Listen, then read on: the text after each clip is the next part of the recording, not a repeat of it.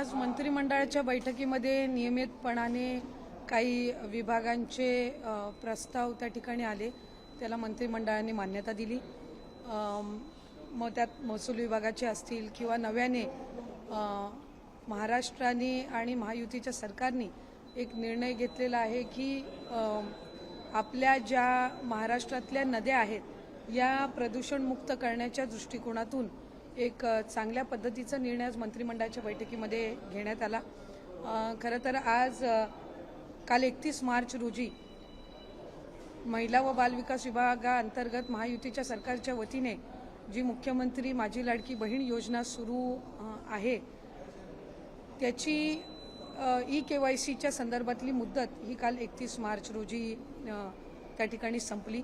पण काही निवेदनं आमच्याकडे प्राप्त झालेली होती, काही त्या संदर्भातल्या ई-KYCच्या संदर्भातल्या काही तक्रारी म्हणजे आम्हाला आणखीन त्याच्यामध्ये थोडी मुदत मिळावी, काही ठिकाणी काही यामधल्या कालावधीमध्ये गारपीट असेल किंवा त्याच्या आधीच्या कालावधीमध्ये काही ई-KYC करण्याच्या काही जणींच्या राहिलेल्या होत्या। ह्या सगळ्या याच्यामध्ये खरं तर पहिली ई-KYCची प्रक्रिया ही साधारणपणे सप्टेंबर 2025 मध्ये सुरू झाली आणि ती पहिल्यांदा 2 महिन्याच्या कालावधीसाठी सुरू करण्यात आलेली होती आणि 2 महिन्याची मुदत ई-KYC साठी सर्व लाडक्या बहिणींना देण्यात आलेली होती।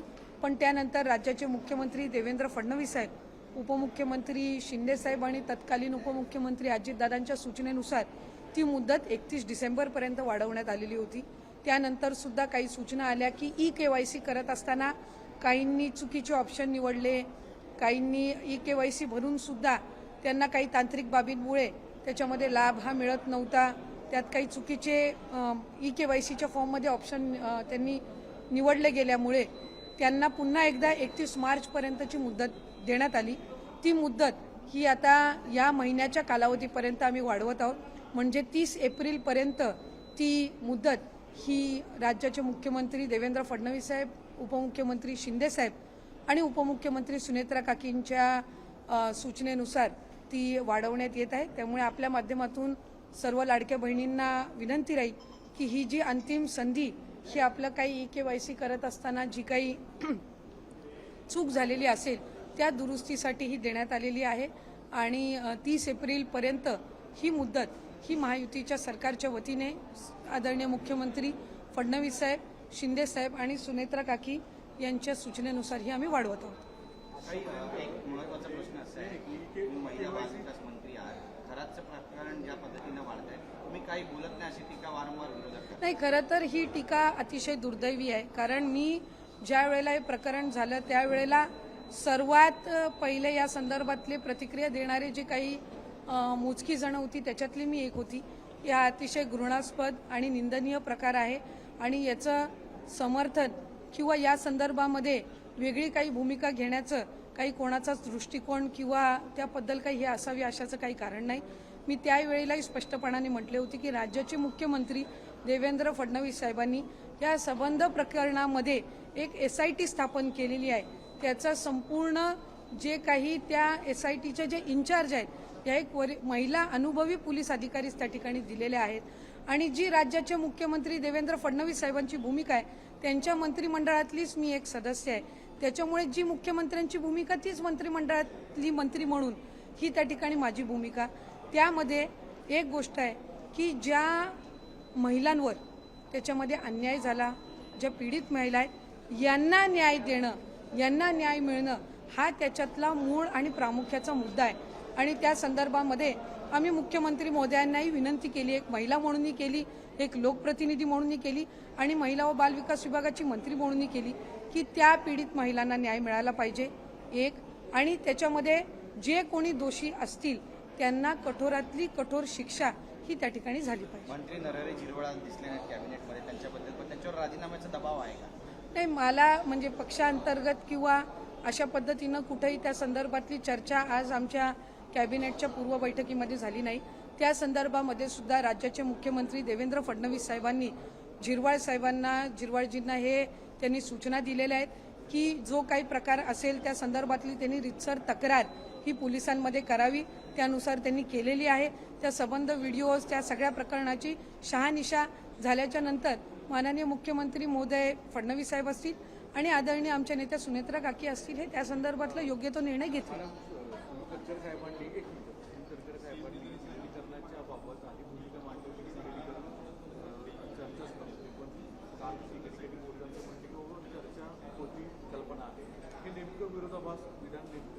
नाही, त्यांनी सुरुवातीपासून ही भूमिका घेतली की दादा असतानाचं विलिनीकरण आणि दादांच्या पश्चातलं विलिनीकरण हे दोन वेगवेगळ्या बाबी त्या ठिकाणी आहेत.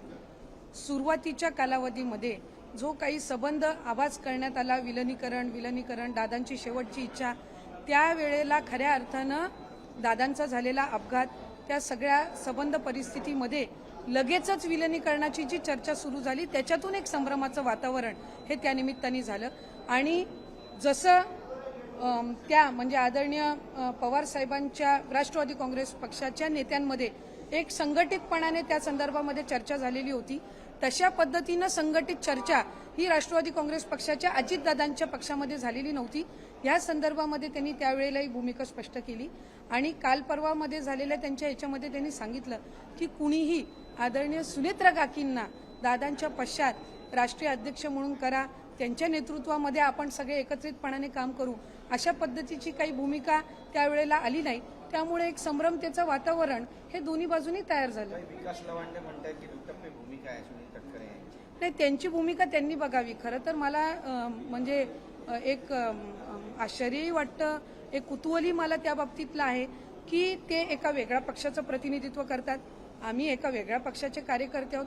असं असताना त्यांना रोज आमच्या पक्षामध्ये काय चाललेलं आहे ह्याच्यासाठी वेळ कुठनं मिळतो. त्यांनी त्यांच्या पक्षाची जी संघटना आहे ह्याच्याकडे जास्ती लक्ष द्यावं. आम्ही आमच्या पक्षाच्या संघटना वाढीसाठी सुनेत्रा काकींच्या आम्ही नेतृत्वाखाली काम करत आहोत. या उलट माझी त्यांनाही विनंतीपूर्वक सूचना राहील की आपण जर बघितलं तर स्थानिक स्वराज्य संस्थेच्या निवडणुका, मग त्या महानगरपालिकेच्या असो किंवा जिल्हा परिषदेच्या असो, आदरणीय आमचे नेते अजितदादा हयात असताना काही जिल्ह्यांमध्ये राष्ट्रवादी काँग्रेस पक्षाचे दोन्हीही कार्यकर्त्यांनी एकत्रितपणाने लढवलेली आहे. आज ते जिल्हा परिषद पंचायत समितीमध्ये महानगरपालिकेमध्ये त्या ठिकाणी काम करत आहेत. अशा वेळेला त्या कार्यकर्त्यांची दोन्ही बाजूच्या कार्यकर्त्यांची आपण फरफड का करतोय हे माझ्यासारख्या कार्यकर्त्याच्या समजण्याच्या पलीकडे आहे. कारण शेवटी त्यांनी महानगरपालिका एकत्र लढवली, आज त्यांना तिथे एकत्र काम करायचंय. जिल्हा परिषद काही ठिकाणच्या एकत्र लढवल्या, जिल्हा परिषदेच्या पंचायत समितीच्या महानगरपालिकेच्या निवडणुका या कार्यकर्त्यांच्या निवडणुका असतात. आणि त्यांनी त्यावेळेला दादांनी त्याच्यामध्ये पुढाकार घेतला असेल, श्रद्धेय पवार साहेबांच्या मार्गदर्शनाखाली त्यांच्या पक्षांनी पुढाकार घेतलेला असेल.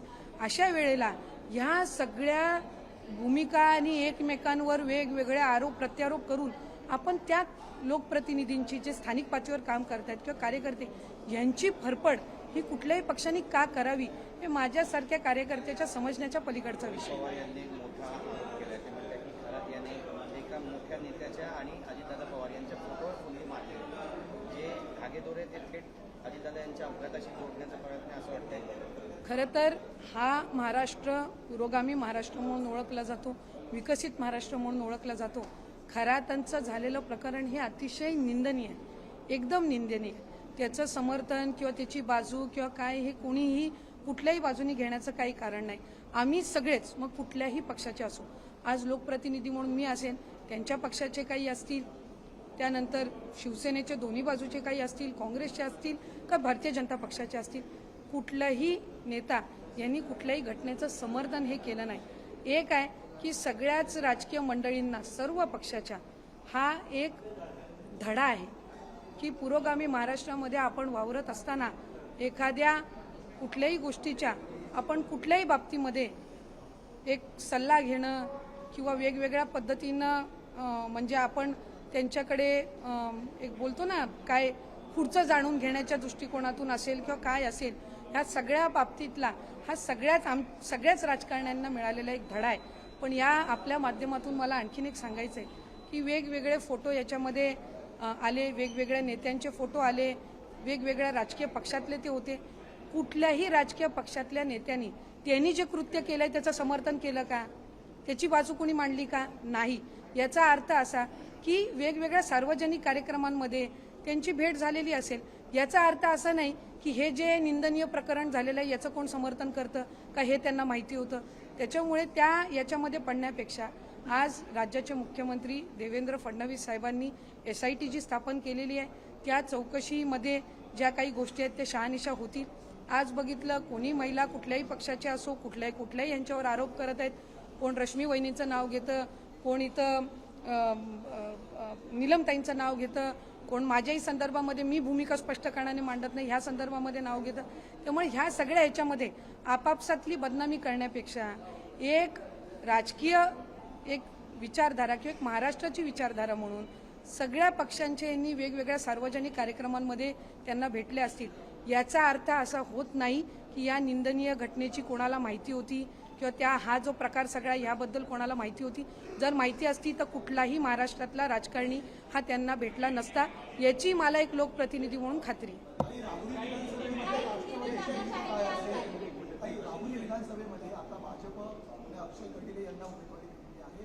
राष्ट्रवादी शरद पवार गटाकडून या ठिकाणी आता उमेदवार देण्याची तयारी आहे. मात्र अशी चर्चा सुरू झाली की अजित पवार गटाकडून देखील राष्ट्रवादीला त्या ठिकाणी सपोर्ट केला नाही. मी अशा पद्धतीची कुठली चर्चा ऐकलेली नाहीये.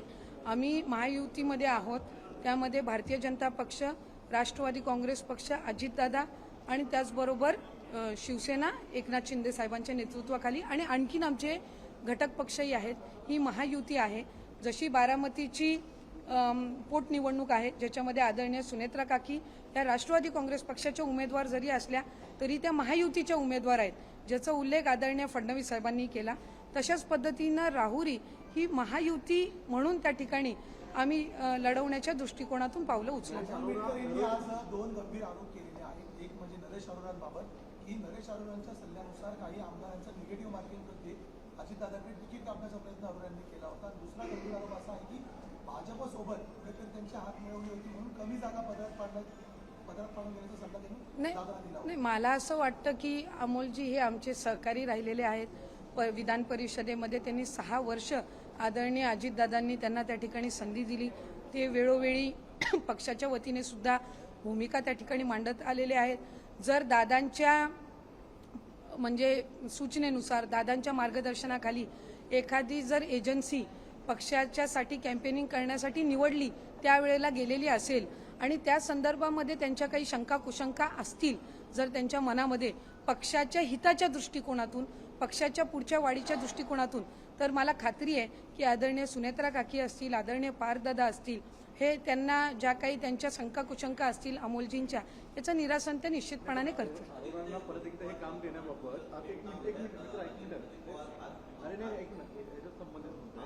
अरोरा यांना परत एकदा मीडिया मॅनेजमेंटचं काम द्यावं यावर पक्षामध्ये काही मतभेद असल्याची चर्चा आहे.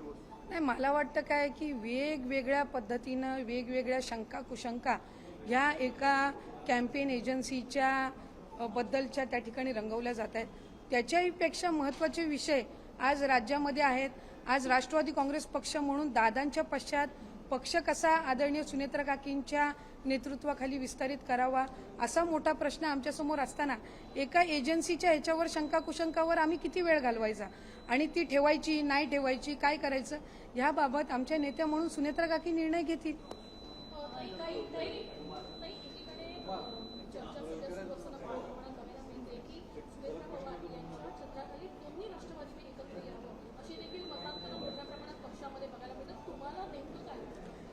आम्ही सगळेच जणांनी सुरुवातीपासून ही भूमिका ठेवली की आदरणीय अजितदादांच्या पश्चात आदरणीय सुनेत्रा काकींनी राज्याचे उपमुख्यमंत्री म्हणून आणि त्याचबरोबर राष्ट्रीय अध्यक्ष म्हणून त्या ठिकाणी जबाबदारी स्वीकारावी. आम्ही सगळ्यांनी मिळून त्यांना विनंती केली. त्यानुसार त्या आज राष्ट्रीय अध्यक्ष म्हणून सुद्धा आहेत, उपमुख्यमंत्री म्हणून सुद्धा आहेत. त्यांच्या नेतृत्वाखाली आम्ही काम करत आहोत आणि उद्याच्या घडीला जर त्या संदर्भामध्ये जो काही निर्णय घ्यायचा असेल हे सगळे अधिकार आम्ही आदरणीय सुनेत्रा काकींना दिलेले आहेत. आमची भूमिका इतकीच आहे की आम्हाला सुनेत्रा काकींच्या पाठीशी ठामपणाने कार्यकर्ता म्हणून उभं राहायचंय आणि कार्यकर्ता म्हणून उभं राहत असताना तो पक्षाच्या हिताचे त्या ज्या काही निर्णय घेतील त्याच्यामध्ये आम्ही सगळेच जण त्यांच्या पाठीशी आहोत.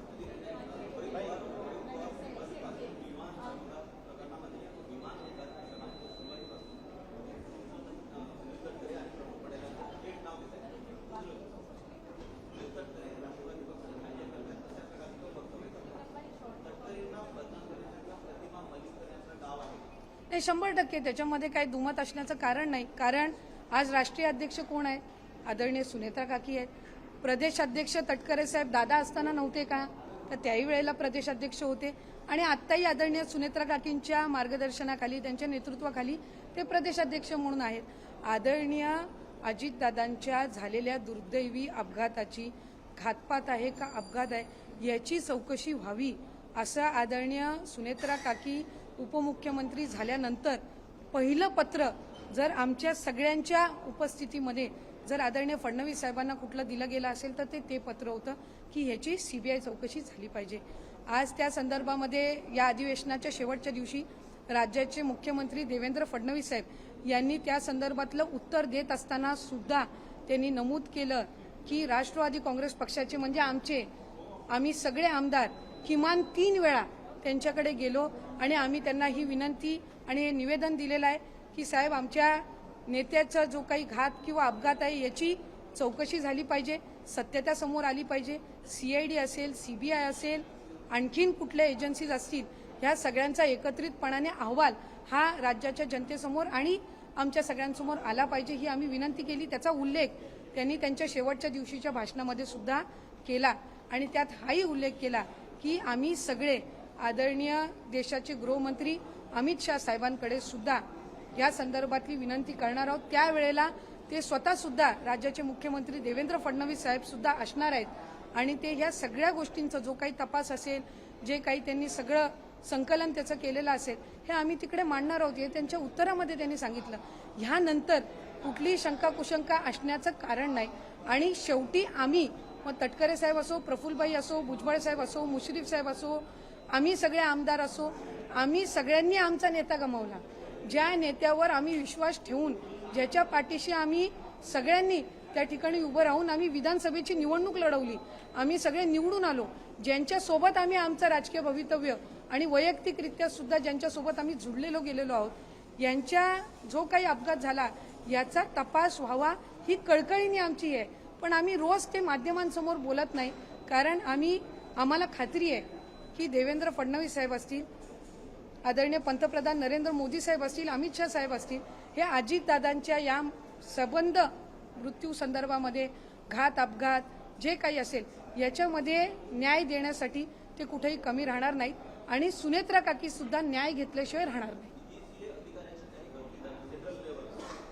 नाही. त्या संदर्भातली माझ्याकडे माहिती नाही, तर जी माहिती नाही त्या संदर्भातलं भाष्य मी या ठिकाणी करणार नाही. रोहित पवार जे वारंवार बोलत आहेत, माध्यमांसमोर बोलतात असं तुम्ही म्हणताय, कुठेतरी दुःख वाटतं की वारंवार राजकारणासाठी हे सगळं चालू आहे?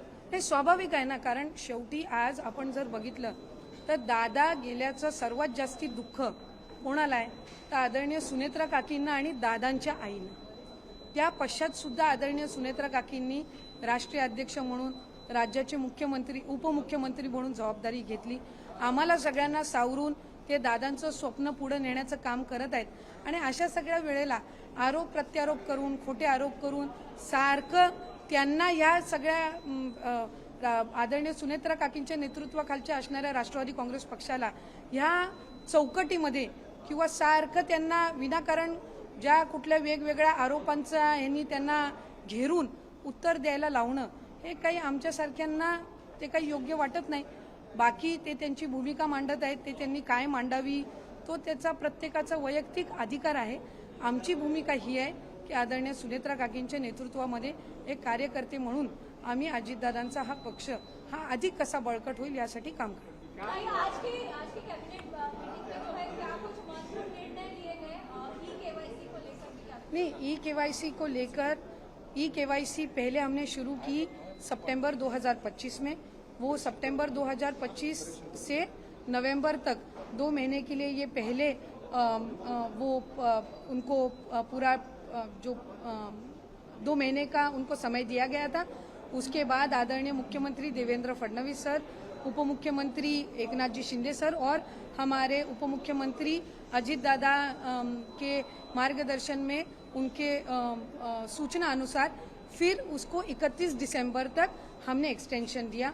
उसके बाद जो भी महिलाएं या लाडली बहनाएं हैं जिन्होंने ई-केवाईसी करते समय कोई गलत ऑप्शन चुना या कोई ऑप्शन चुनने का उनसे रह गया, उनके लिए 31 मार्च तक हमने वो फिर दोबारा हमने वो एक्सटेंशन दी और आज वो एक्सटेंशन जो है वो हम 30 अप्रैल तक आदरणीय मुख्यमंत्री महोदय दोनों भी हमारे उप मुख्यमंत्री महोदय उनके सूचना में उनके मार्गदर्शन में दे रहे हैं। उसमें एक सवाल ये है कि चुनाव होने जा रहा है और उसके लिए कांग्रेस ऐसा कभी कि अगर एनसीपी वहाँ उम्मीदवार नहीं देगी तो हम चुनाव वहाँ पर लड़ने के लिए तैयार हैं। आपको क्या लगता है कि चुनाव नहीं चाहिए, दोनों तरह के लोग ऐसा चुनाव होगा? नहीं, इस राज्य की एक परंपरा रह चुकी है। आप अगर देखें तो आदरणीय अजीत दादा का जब निधन, दुखद निधन या हादसे में निधन हुआ तो पूरा महाराष्ट्र जो है उसमें दुख का वातावरण था। सारे पक्ष के जो नेताएं हैं उनके साथ पिछले 30-35 सालों से अजीत दादा के बहुत अच्छे घनिष्ठ संबंध रह चुके हैं और एक महाराष्ट्र की परंपरा है कि जब भी एक ऐसे दिग्गज नेता का दुखद निधन होता है तो उनके पश्चात जो चुनाव होता है उसमें हम कुछ ना कुछ, मतलब ये सब जो हमारी परंपरा, राजनीतिक परंपरा रह चुकी है, उसमें हम कुछ कंसिडरेशंस करते हैं और उनके जो आदरणीय शरद चंद्र जी पवार साहब के नेतृत्व में भी जो राष्ट्रवादी है, उनके जो नेता हैं आदरणीय जयंत पाटिल साहब हो, सुप्रिया ताई हो या उनके प्रदेश अध्यक्ष शशिकांत जी हो, उन्होंने पहले से ही ये भूमिका रखी है कि हम वहाँ पे उम्मीदवार नहीं देंगे, हम सुनेत्रा काकी के खिलाफ उम्मीदवार नहीं देंगे। और हमारे जो प्रदेश के अध्यक्ष है तटकरे साहब हो, प्रफुल्ल भाई हो, उन्होंने ये भूमिका रखी है कि वो भी स्वयं शिवसेना हो, मतलब उद्धव बाला साहेब ठाकरे गठ की, या कांग्रेस हो, उनके पास वो भी रिक्वेस्ट करेंगे कि ये सुनेत्रा काकी का जो चुनाव है वो बिन विरोध हो, उसमें ज़्यादा कुछ ऑपोजिशन या उनके खिलाफ कोई चुनाव ना लड़े। जो एक राजनीतिक परंपरा रही है वो आगे हमें ले जानी चाहिए। जब अजीत दादा जैसा एक दिग्गज नेता, उनका एक दुखद निधन होता है तो उनके पश्चात जो ये चुनाव है उसमें हम सब ने मिलकर एक डिसीजन, एक पॉजिटिव डिसीजन लेना चाहिए।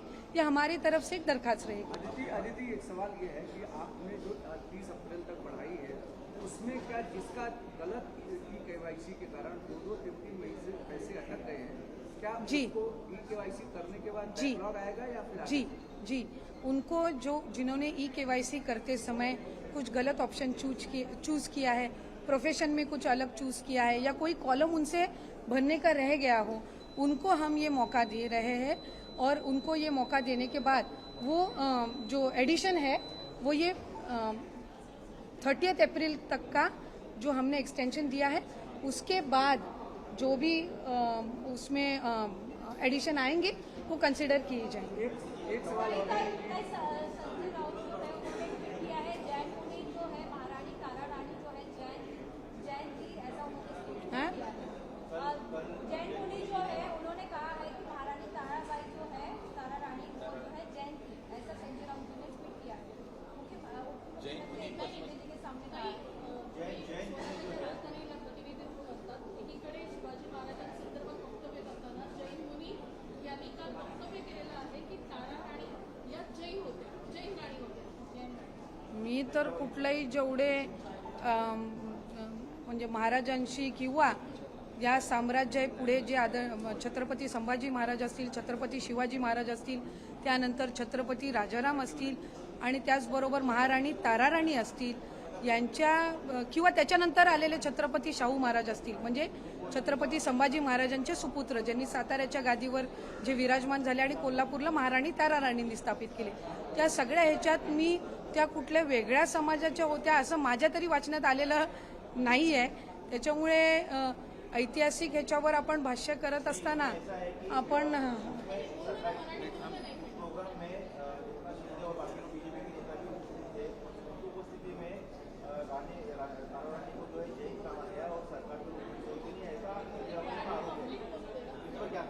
नहीं, मुझे लगता है उस प्रोग्राम में मैं मौजूद नहीं थी, तो जिस प्रोग्राम में मैं मौजूद नहीं थी उसमें एग्जैक्टली क्या स्टेटमेंट आया मुझे पता नहीं, लेकिन जो भी मैंने आपसे अभी सुना, मेरे रीडिंग में कभी आया नहीं है कि वो कोई अलग समाज की थी या कुछ।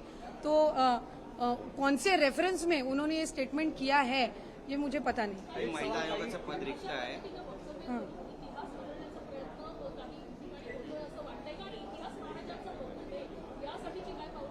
नाही इतिहास हा महाराजांचा कोणीही बदलू शकणार नाही.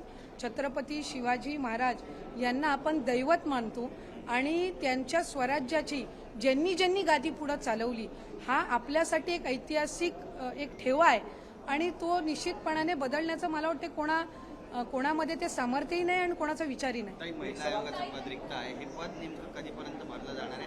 विरोधक यावरून देखील आता टीका त्या संदर्भातला जो निर्णय आहे तो राज्याचे मुख्यमंत्री फडणवीस साहेब, उपमुख्यमंत्री शिंदे साहेब आणि सुनेत्रा काकी घेतील आणि मला वाटते लवकरच त्या आयोगाला एक नवीन प्रतिनिधी मिळेल. काही नुकतीच बातमी मिळत आहे की एक सवाल ये है कि जो रोहित पवार लगातार जो सीबीआई इंक्वायरी, इन्वेस्टिगेशन, ये सारी चीज़ों पर जिस तरीके के बयान आ रहे हैं, हर दिन प्रेस कॉन्फ्रेंस हो रही है, इससे कितना पार्टी कैसे देख रही है? और आपकी पार्टी से आरोप भी लगाया कि राजनीति हो रही है.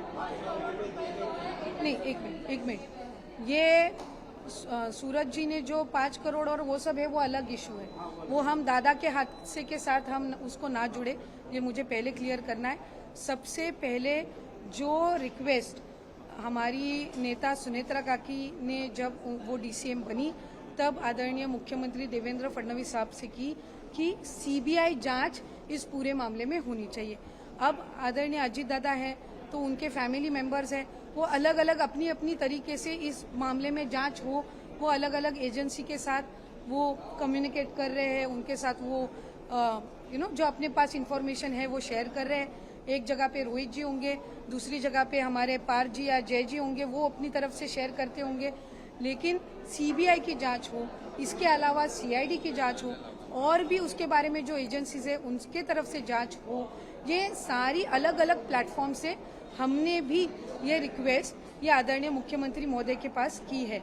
इसका एक डिटेल्ड रिप्लाई उन्होंने असेंबली के लास्ट डे में सभागृह में दिया है. उसमें उन्होंने बताया है कि जैसे रोहित जी ये रिक्वेस्ट कर रहे हैं, क्या ये मांग कर रहे हैं कि दादा के हादसे की पूरी जांच की जाए, उसी तरीके से सुनेत्रा काकी के नेतृत्व में हम सारे जो राष्ट्रवादी कांग्रेस पक्ष के हैं हमने भी तकरीबन 3-4 बार उनकी मुलाकात की. हमने भी कौन से फेज में, कौन से स्टेज में अभी वो इंक्वायरी चल रही है वो हम भी उस बारे में पूरी उनके साथ हम कम्युनिकेशन में है. और हमारी भी यही मांग रहेगी कि ये सारी जो एजेंसीज हैं उनका एक रिपोर्ट कंसोलिडेट करके ये एक सीनियर ऑफिसर जो इस बारे में एविएशन में या पूरे इस अलग अलग हादसे में जिनका एक्सपीरियंस हो उस सीनियर ऑफिसर की तरफ से ये सारे एजेंसीज के जो रिपोर्ट आएंगे उनका एक डिटेल्ड रिपोर्ट ये महाराष्ट्र राज्य, देश की जनता, महाराष्ट्र की जनता और हमारे सबके सामने आना चाहिए. देश विदेशातील प्रत्येक घडामोडींचे लाईव्ह अपडेट मिळवण्यासाठी आता साम टीव्हीच्या सर्व सोशल मीडिया प्लॅटफॉर्मला लाईक, फॉलो आणि सबस्क्राईब करा. तसंच सर्व नोटिफिकेशनसाठी बेल आयकॉन प्रेस करायला विसरू नका.